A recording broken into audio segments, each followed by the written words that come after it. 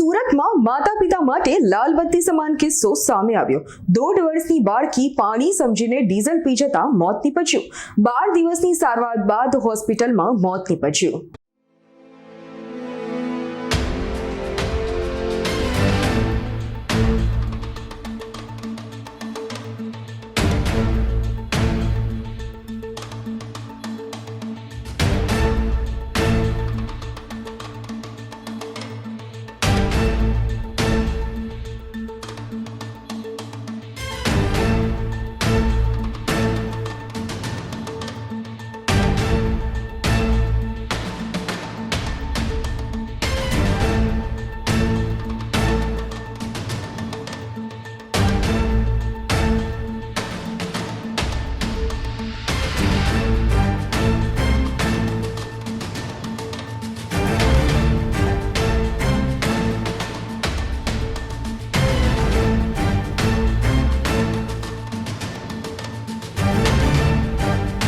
અમારી તમામ માહિતીથી અપડેટ રહેવા માટે જોડાયેલા રહો S9 ન્યૂઝ સાથે।